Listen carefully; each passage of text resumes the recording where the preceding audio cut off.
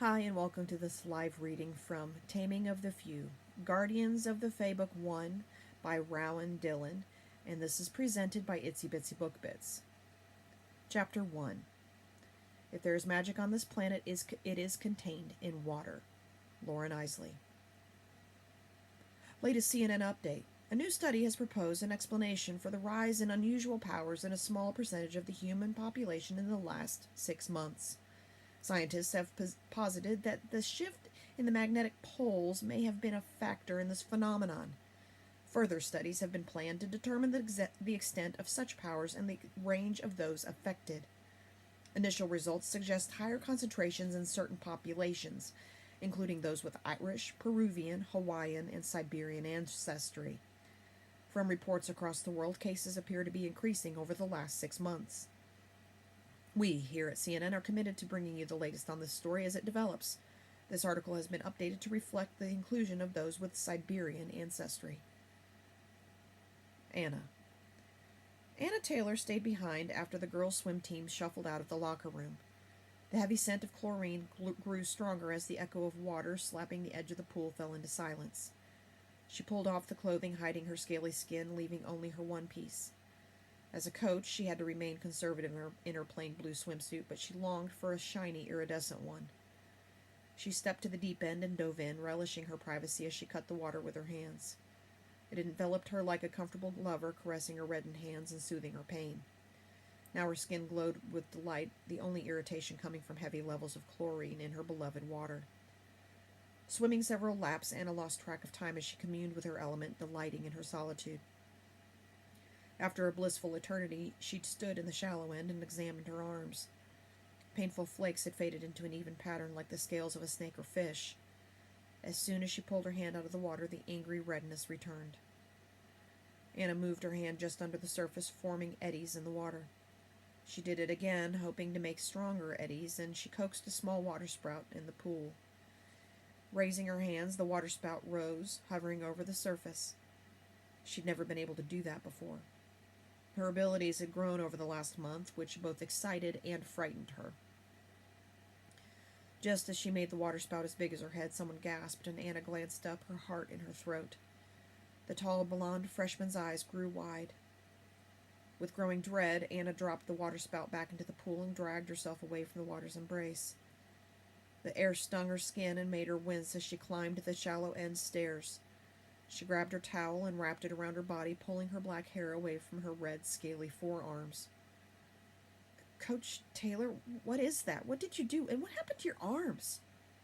The harsh scent of chlorine burned her nose. It's nothing, Tanya. Just a flare-up of my eczema. Nothing to get excited over. The girl swallowed but didn't take her eyes off Anna's arms. Maybe she'd forget the waterspout. What did you need, Tanya? Did you forget something in the locker room? Tanya's eyes grew wide as she shook her head. Full of self-conscious dread, Anna strode past the girl with apparent confidence and dried off. Then she pulled on her shirt and gloves, covering her blemishes. By the time she'd finished dressing, Tanya had disappeared. Anna's skin crawled with anxiety. She'd have to be more careful in the future. She didn't want to get fired. Once back in her office, Anna pulled her gloves back off to examine her skin. The lotion helped keep the rest supple, but the flaky bits had gotten worse. They itched like the devil, and she craved a long, satisfying scratch.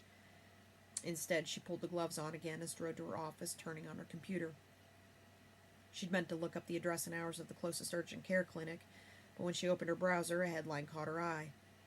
Demonstration in Washington, D.C. turns to violence as several are arrested. Panic seized her as she remembered her brother Joel had traveled to D.C. that weekend. She opened the article to watch the video, straining to see if she recognized his face in the crowd. Vile, hateful words filled the various banners and signs. Unnaturals, go away! No mutants wanted! Pure humans only!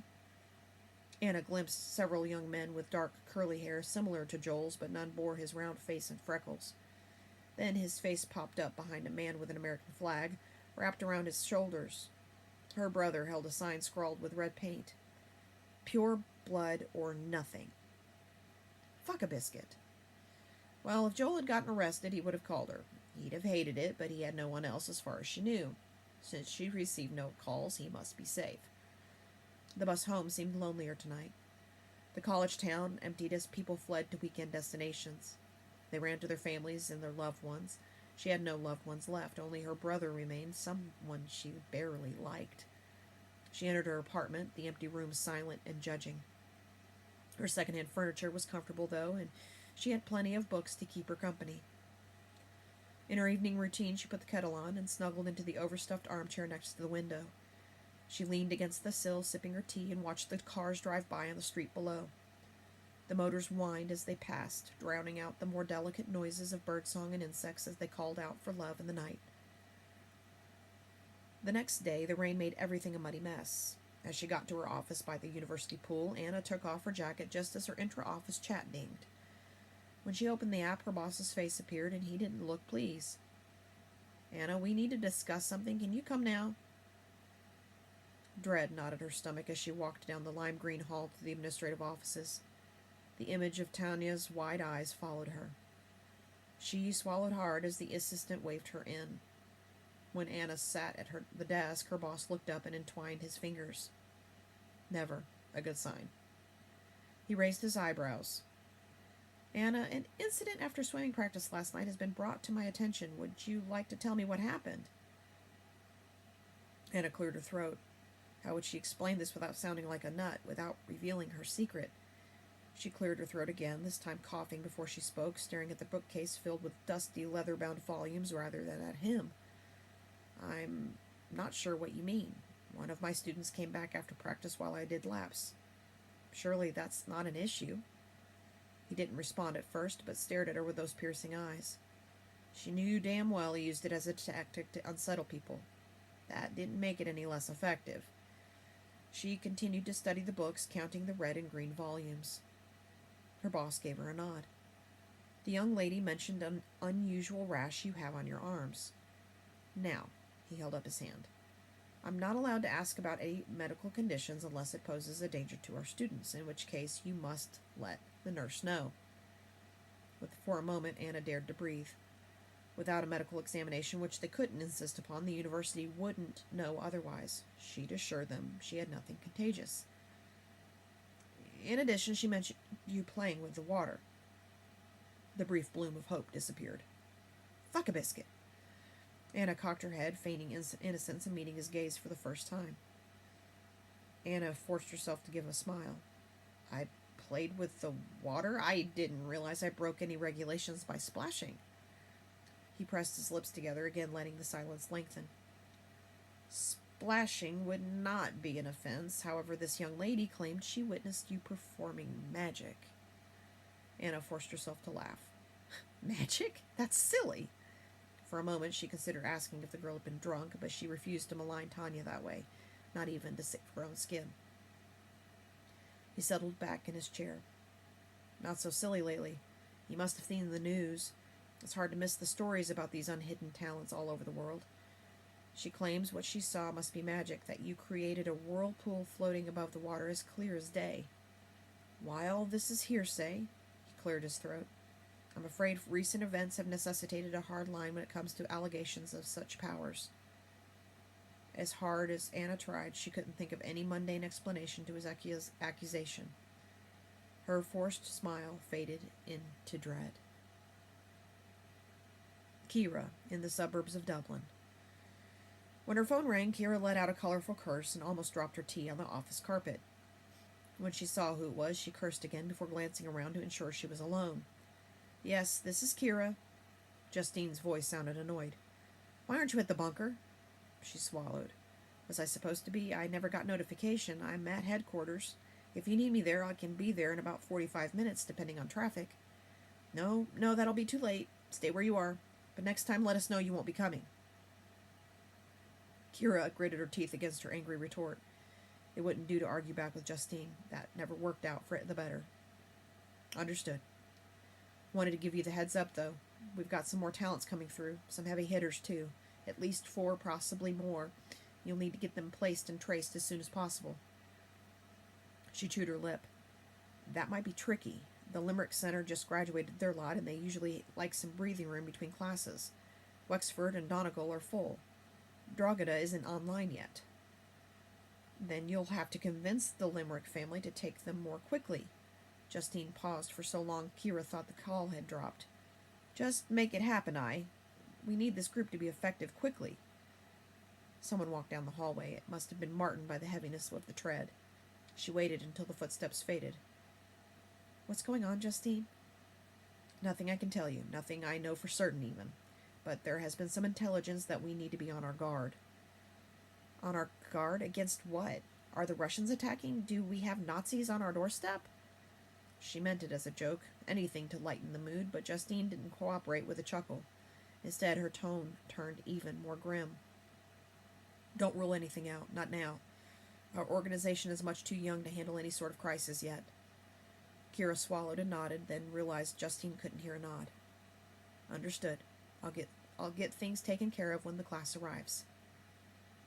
See that you do. Anna.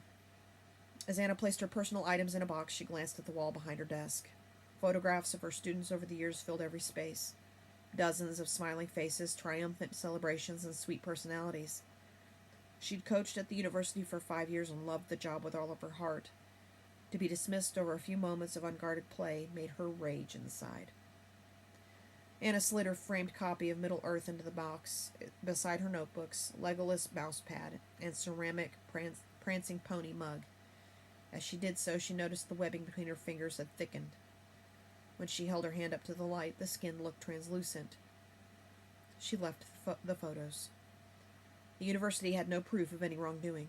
She hadn't broken the law by having an unhidden talent.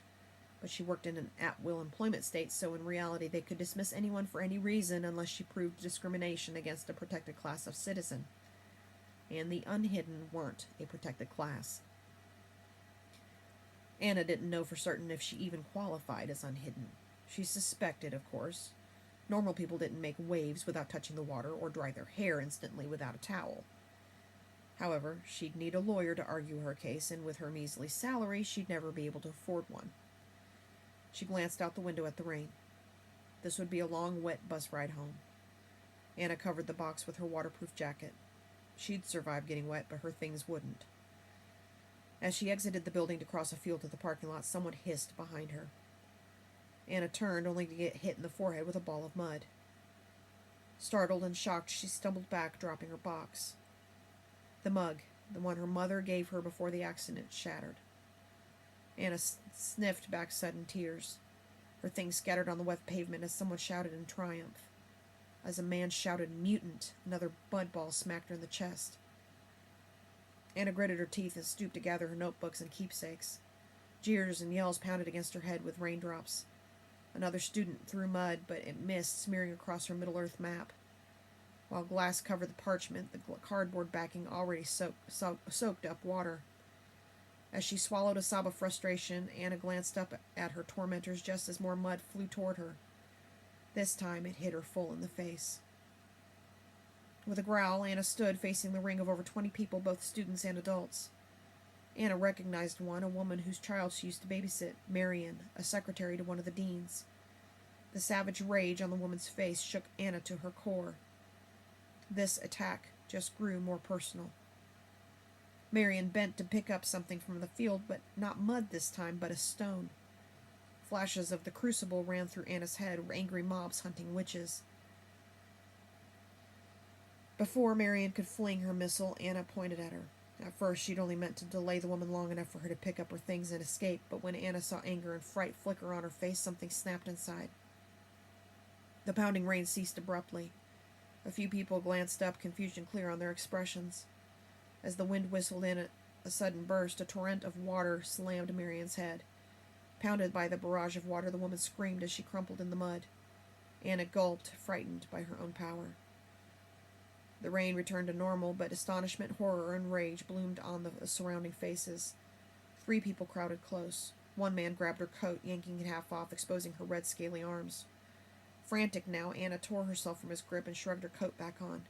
She scrambled to gather her stuff into the sodden cardboard box. She left her notebooks and concentrated on the items she couldn't replace, like the map. After clutching this disintegrating box to her chest, she pelted down the path to the bus stop, leaving enraged shouts and curses behind her. A thrown stone whistled past her ear. She got to the stop just as the bus turned the corner. Thankful for wonderful coincidences, Anna glanced over her shoulder. The mob rushed toward her, but the bus arrived first. Her breath rasped her throat, and her lungs heaved as she scrambled on, the door shutting on her attackers. She'd make it. She'd escape.